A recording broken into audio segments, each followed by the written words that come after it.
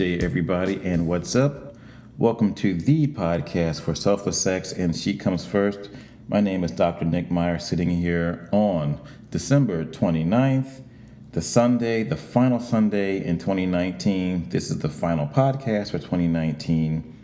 And I have to say thank you once again because December was another big month for me.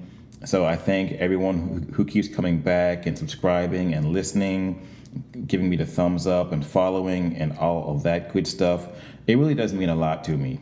So that's a transition here. I guess I would like to call the subtitle of this podcast Forward and Reflection. Because truth be told, I am looking forward to 2020 because 2019 was a beast. Speaking on the I here, 2019 really kicked my ass. It really did. It was a very rough year. Things came out of no place. I got punched in the gut far too often. So now I'm looking forward to 2020. So one thing I like to do is make a list of resolutions for 2020, especially around New Year's. And I say them out loud and I write them down on a sheet of paper. That's just who I am, something I like to do. And I hope to reflect on 2019, learn from those mistakes, move forward into 2020 so I can kick 2020 off right and really kick it in the ass and keep on moving forward. So today, I really want to talk about making some changes in 2020 and maybe starting off with some New Year's resolutions and just moving on from there. And then at the same time, have you ever thought about making sexual resolutions for 2020? That's the question. So, let's talk about that today. Let's talk about some of the more popular New Year's resolutions. Like, for example, people always talk about improving their finances, including getting out of debt, improving their career, trying to get a promotion at their job, improve their education, like going back to school and or getting good grades, improving physical well-being. That typically means things like eating healthy, eating healthier food, making better food choices, losing weight, exercise more, drinking less alcohol, stop smoking, and getting rid of old food habits, I guess you could say. In addition, people like to volunteer more, take a trip, which is a big one for me because I miss traveling. So that's definitely going to go on my list. Make new friends, spending quality time with family and friends, pray more, be more spiritual, get involved with sports or some type of other outdoor activity. People like to donate to charities and just little things like that. So my suggestion would be to pick a few, because what people do is I'm going to change these 20 things, and they start out very good, and by January 2nd, they're overwhelmed by all this change. Slow down a little bit. Pick 5 things.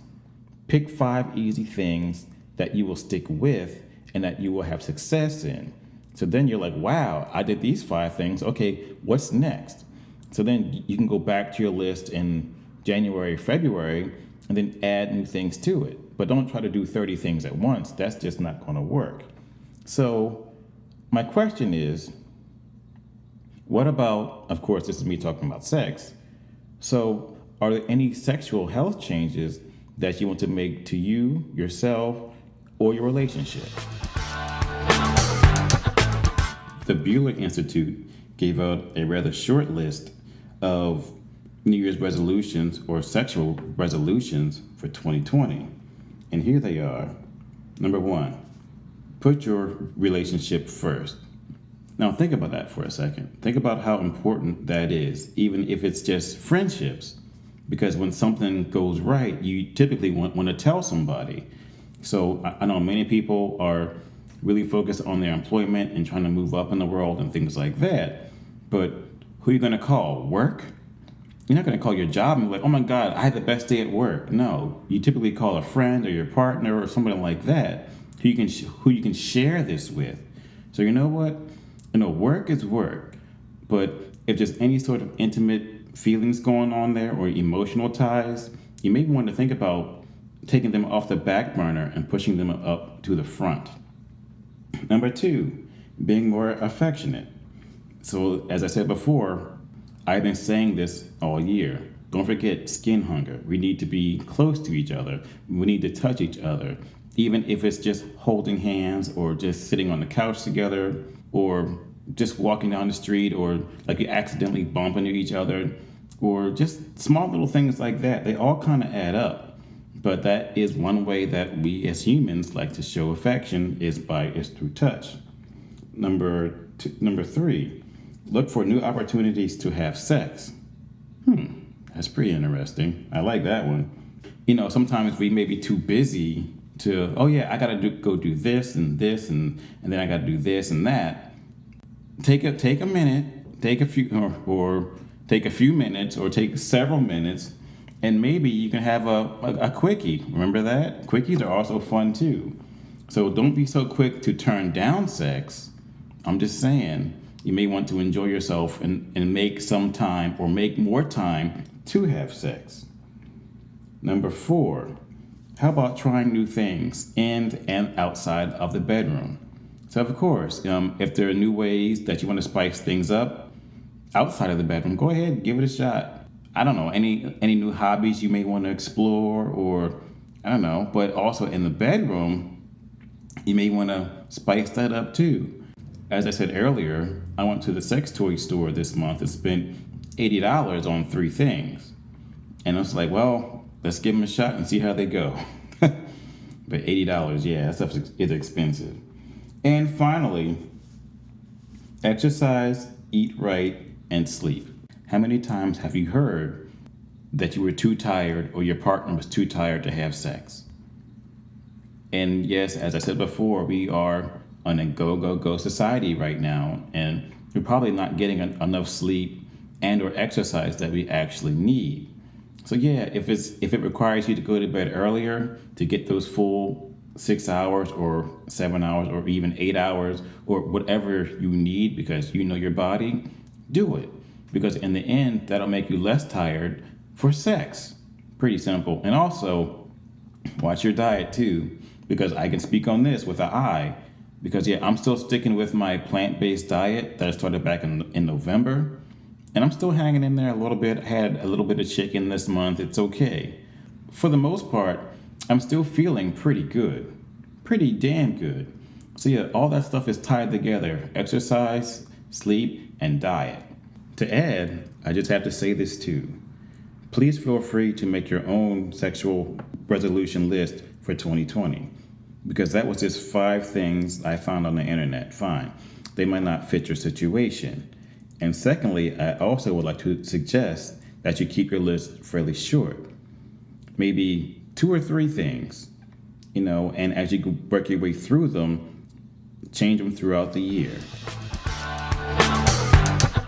So, to close out this final podcast for 2019, heading into 2020, I really want to say thank you to everybody.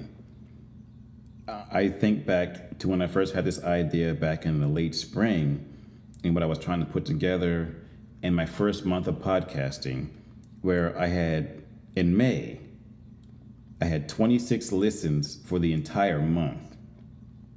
And in December, I will end over 1,200 listens per month, probably getting close to about 1,300 by now. Not 13,000, 1,300. Trust me, 13,000 is definitely a part of my future plans. I've been expanding out to new sites. I just added 2 new podcast sites yesterday. I'm hoping to go live on Pandora sometime in 2020. That's just taking a little longer than I thought it would, but have to sign this and sign that, but that's okay. That is okay. And also, I'm working on some new sexual health campaigns.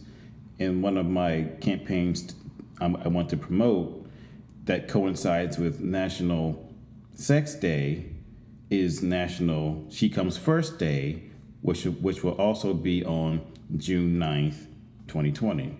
And I will let you figure out why it's on June 9th, 2020. So, yes, there are all these things up in the air and things are finally starting to hit the road and take root and grow. I'm really excited about that, and I'm really excited towards the future of She Comes First and Selfless Sex. Maybe even a book.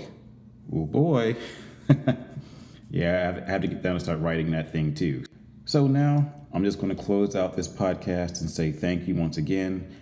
If anyone is going out to party on New Year's Eve, please be safe, stay off the roads, and if you're going to have some sex, please practice various barrier methods and or safer sex. Use some condoms, dental dams, whatever you have to use, even lube at this point. Don't forget that. Don't forget the lube. Lube is very important. You guys have a great day. Stay tuned, and I will talk to you next year. Thank you so much. Take care.